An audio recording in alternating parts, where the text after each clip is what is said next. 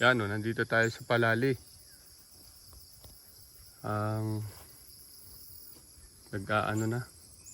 nagkakawit na ng nyug, nagbababa na.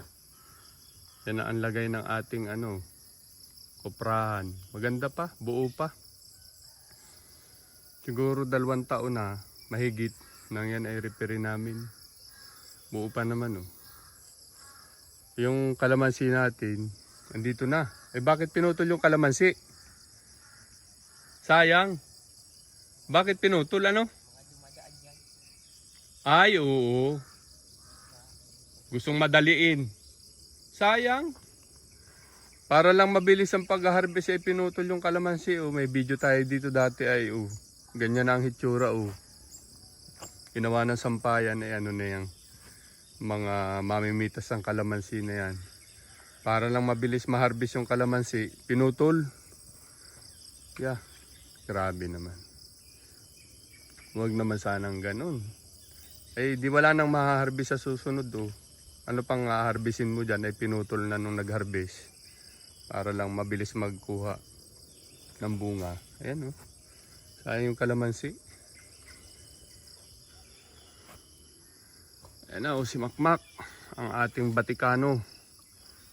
Na magbubukid. Ito yung panghila nila ng niyog. Problema, wala pa yung nagkukupra. Tinanghali yata ng gising.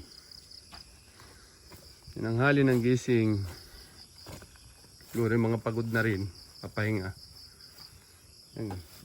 Yun yung lutuan ng kupra. Yan. Meron ng nilagay na batangan pala ang tawag yan. Kasunod naman mga kahoy naman. Wala mga kawayan eh. Kahoy nilalagay? Kawayan din. Pag may available na kawayan. Magandang kawayan kasi diretsuhan Ito yung ginawa namin kuprahan. Ayos pa. Ni-repair lang naman ito. Bay, halos. Pero bago po ito yung meron natin kinabit dito. Oo. Parang ginawa na rin ng buo gawa ng gibana Bago baga po ito. Oo nga. Mga tira-tira din. Katulong ka pa nga namin dito sa sampayan ng damit. Yos. Kaya ang 10,000? 8,000. Ha? Hindi po yung kaya ng Ay, hindi kaya. Mga 7, 8.